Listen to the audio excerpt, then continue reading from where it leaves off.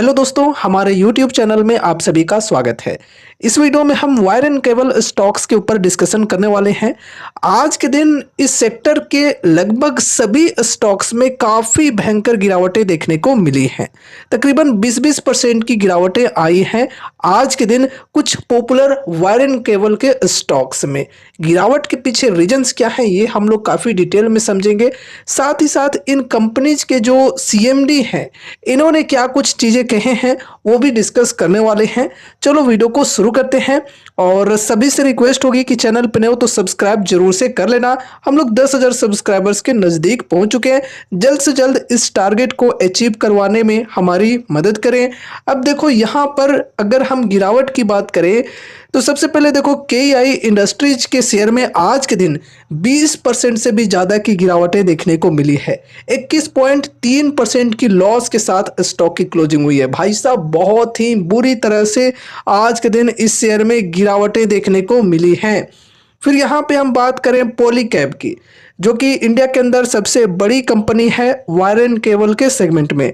अब देखो यहाँ पर भी काफ़ी ज़्यादा गिरावटें आई हैं। तकरीबन 19% की लॉस के साथ स्टॉक की क्लोजिंग हुई है। फिर यहाँ पे RR काबेल, तो RR काबेल के अंदर भी देखो तकरीबन 20% की गिरावट आई है।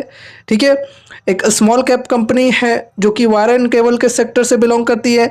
नेक्स्ट है यहाँ पर हैवेल्स, तकरीबन 7% की लॉस के साथ क्लोजिंग हुई है। उसके बाद यहाँ पर है फिनोलेक्स केबल्स, तो यहाँ पर भी देखो गिरावट हुई है, तकरीबन 6.25% की लॉस के साथ क्लोजिंग हुई है।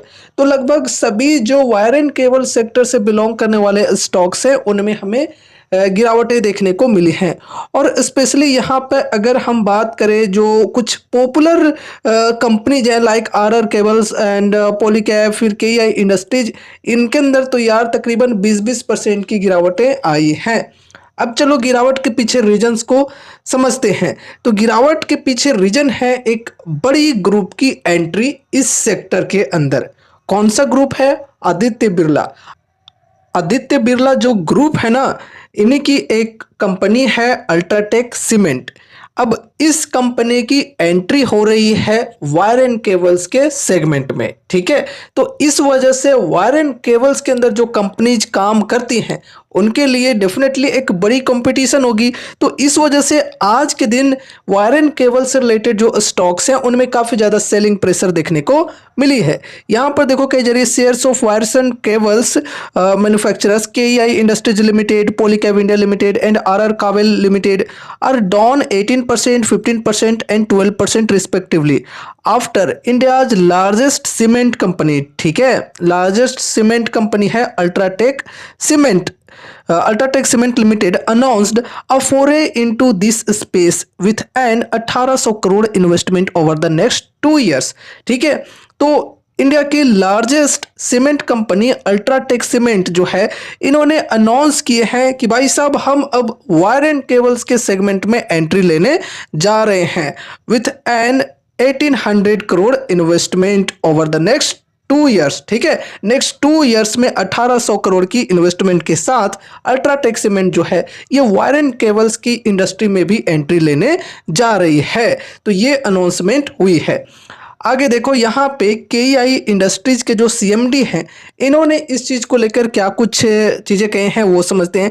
In an interaction with CNBC TV 18, Anil Gupta the CMD of KEI industries said that the cables and wires industry has enough space for a new entrant। ठीक है, तो देखो KEI इंडस्ट्रीज के जो CMD हैं अनिल गुप्ता, इन्होंने CNBC TV 18 को एक इंटरव्यू के दौरान बताए हैं कि जो वायर्स एंड केबल्स का सेगमेंट है इसमें एक न्यू प्लेयर के लिए इनफ स्पेस है।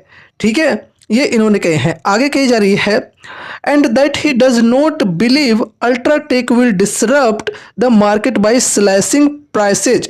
तो यहाँ पर ये चीज़ें कही जा रही है इनके द्वारा कि हमें ये विश्वास नहीं है कि अल्ट्राटेक जो है ये इस मार्केट को अपने प्राइसेज को कम करके डिसरप्ट कर सकते हैं। ठीक है, क्या चीज़ें होती है जनरली, अगर किसी सेक्टर में कोई बड़ी ग्रुप की एंट्री होती है तो जनरली वो ग्रुप क्या करता है, अपने प्रोडक्ट्स की जो प्राइसेज हैं वो कम करके चलता है। ठीक है, तो ऐसे में जो पहले से उस इंडस्ट्रीज में काम करते हुए जो कंपनीज रहते हैं, उनके प्रोडक्ट्स की जो डिमांड्स होती हैं उनमें कमी देखने को मिलती है। उनका जो मार्केट शेयर है वो उस नई कंपनी के ऊपर कन्वर्ट होने की जो स्थिति है वो बन जाती है, ठीक है।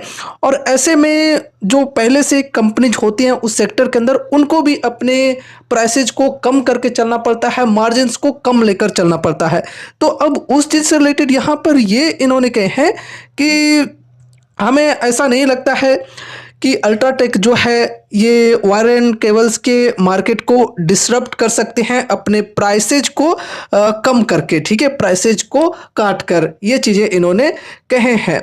आगे यहाँ पर देखो कही जा रही है, ही expects UltraTech to take a minimum of 3 years to start production and another 3 to 4 years for brand building। इन्होंने यहाँ पर ये एक्सपेक्टेशन किए हैं कि अल्ट्राटेक को अभी यहाँ पर प्रोडक्शन स्टार्ट करने के लिए मिनिमम 3 years लगेंगे एंड उसके बाद अनदर 3 to 4 years लगेंगे ब्रांड बिल्डिंग में, ठीक है। आगे कही जा रही है, he also does not expect KEI's margins to come under pressure, ठीक है। यहाँ पर इन्होंने ये भी चीज़ें कही हैं कि इससे हमारे मार्जिन्स के ऊपर प्रेशर नहीं पड़ सकते हैं, ठीक है। ये यहाँ पर ये एक्सपेक्ट करके चल रहे हैं। चलो आगे बढ़ते हैं। अब देखो यहाँ पर RR केबल्स के जो मैनेजमेंट है इन्होंने भी कुछ चीज़ें कही हैं।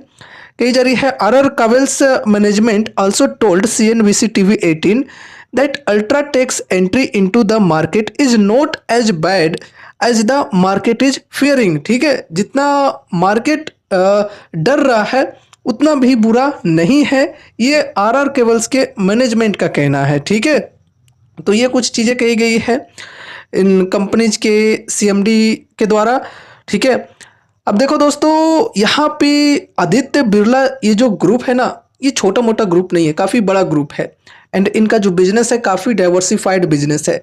एंड देखो आदित्य बिरला ये जो ग्रुप है ये कहें तो एक तरह से बिल्डिंग का जो सेगमेंट होता है उसी के ऊपर बहुत ही बेहतरीन तरीके से फोकस करके चल रहा है।